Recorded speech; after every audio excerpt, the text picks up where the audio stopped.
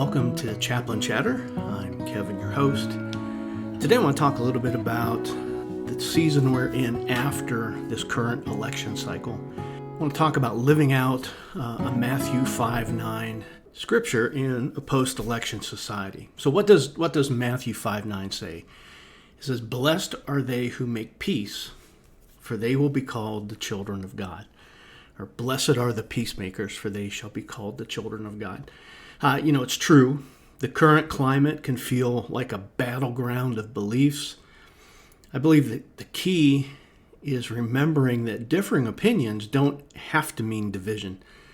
Civil discourse, mutual respect are really essential to the way we live. It's okay to agree to disagree while maintaining relationships. So let's kind of take a look at this and let's try to understand and bring about some unity amidst our differences. So how do we move forward as first response chaplains in our post-election community? I think there's a few steps involved. The first one would be in strengthening relationships. We need to continue to build trust. We need to continue to build rapport with the men and women that we serve. We need to be present. We need to listen actively and offer unwavering support to the individual, no matter their belief, no matter how they voted, no matter what they're feeling. We want to be that support system that honors who they are, where they're at, with respect and dignity, and we want to represent God well when we do that. We want to promote unity. We want to encourage open dialogue. We want to encourage understanding among different people, among different groups.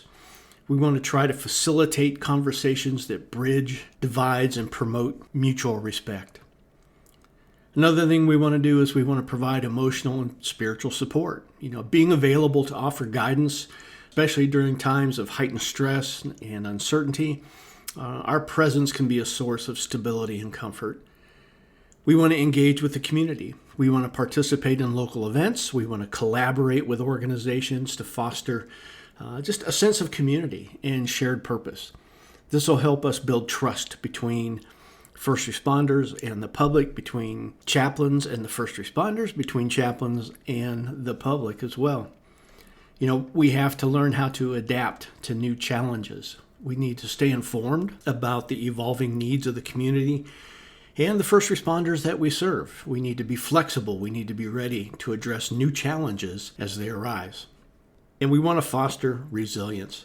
We want to help first responders develop coping strategies and resilience to handle the pressures of their roles, because especially law enforcement will be right in the middle of a lot of conflict when it comes to differing opinions and different ways of handling things. They're the ones that are the real peacemakers, not pacemakers, peacemakers. And they're usually on the front lines of that. So we need to be able to offer resources that will support mental well-being for our first responders. Chaplaincy in a post-election community, it's about being a steady, compassionate presence. It bridges divides and promotes healing. Our role as chaplains is crucial to help individuals and communities navigate these times with grace and understanding. I do a Zoom call with several other first response chaplains a couple of times a month, and I had a Zoom call with several of them the other night, and the topic came up of the election and post-election, and we kind of discussed the political climate a little bit. And one thing we noticed at that point, there had not been any major large-scale protests. There had not been any large-scale violence.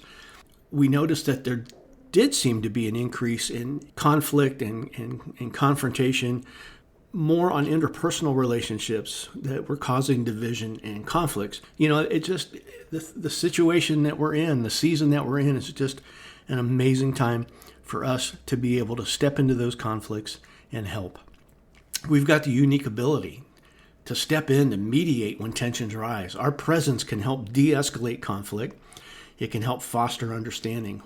By listening to both sides, by acknowledging their perspectives, we can hopefully guide them towards a resolution or at least a respectful coexistence. Our role as a neutral party can be invaluable in maintaining harmony within the department and within the community.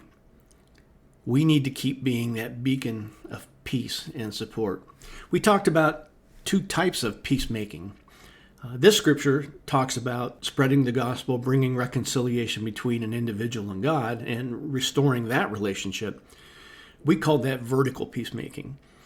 But this verse can also be applied when we as chaplains intercede between two parties to bring peace and reconciliation, and we call that horizontal peacemaking. So we play that crucial role in both types of peacemaking. We want to help mend relationships and bring a sense of harmony both spiritually and interpersonally.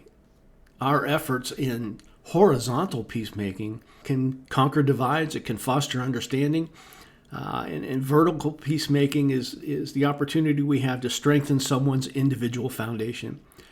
Together, these approaches can create a path to peace and reconciliation within the community. Our ability to guide and support people in both dimensions, horizontally and vertically, is truly invaluable.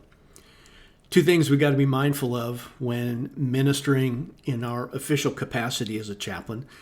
We have to remain ecumenical, both on faith-based topics of discussion as well as political or cultural measures. Again, we as chaplains, we have to embrace the entire community. We have to work alongside various faiths. And so it's part of our calling as a chaplain to remain ecumenical when ministering in our official capacity.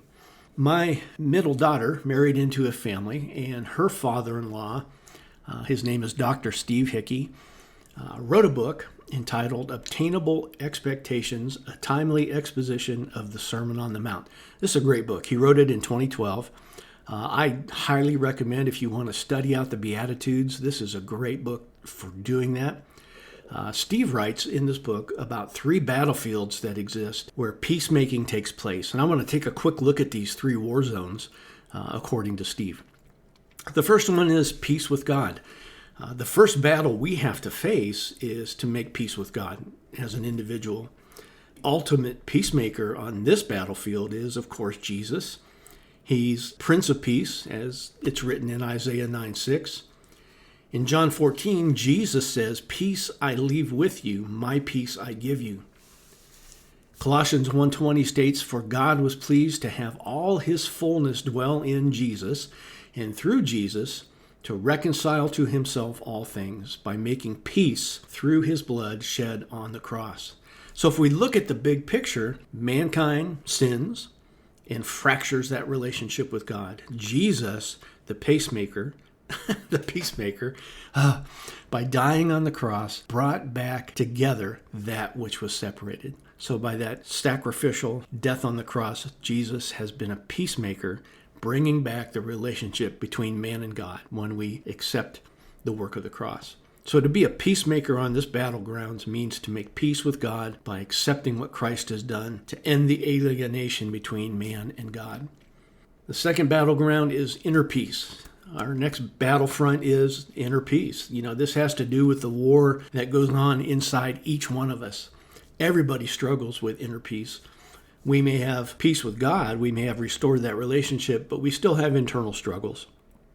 If we look at Scripture, Christian Scripture, we see that the Apostle Paul struggled with this very thing.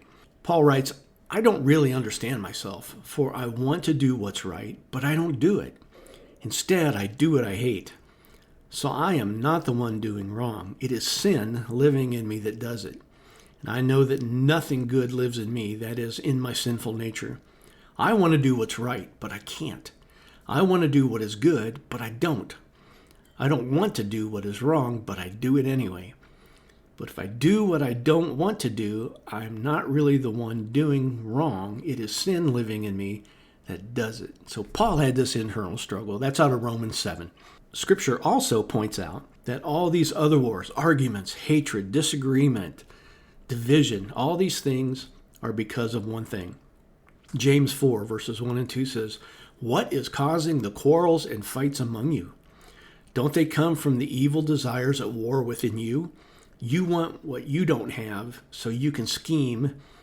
So you scheme and kill to get it. You're jealous of what others have, but you can't get it, so you fight and wage war to take it away from them." That's a great verse. The third battleground is where we as chaplains can really take action, and that is peace between and among others. Our mission is to foster peace within human relationships. This war zone can manifest at home, it can manifest within the community, in our church, at the station, in the patrol car, on the rig, or even in the back of the ambulance. Christian chaplains are called to make every effort to do what leads to peace, out of Romans 14. We're told to seek peace and pursue it in 1 Peter. If we look back into the Old Testament book of Isaiah, God's people are called the repairer of broken walls. This battlefield, peace between and among others, is where we as chaplains, I feel, can be the most effective. When we step into the role of peacemakers, we're engaging in God's divine mission. In my view, this is the essence of God's work, reconciling, uniting what was divided, healing broken connections. Peacemaking is God's work.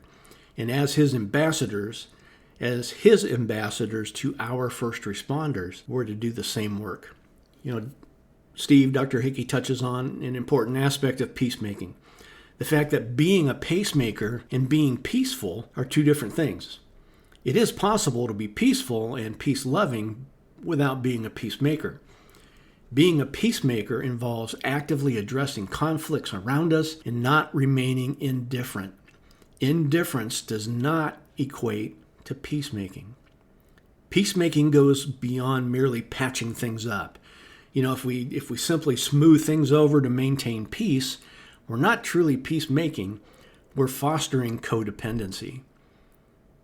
Being a peacemaker doesn't mean being a pacifist. There are moments when true peacemakers have to temporarily engage in conflict to achieve a lasting peace. A peacemaker addresses necessary conflicts to secure a more enduring peace. We're at a unique time in history. As chaplains, we have a unique position as ministers. We're called to be peacemakers. We're called to be actively involved in addressing the conflicts around us.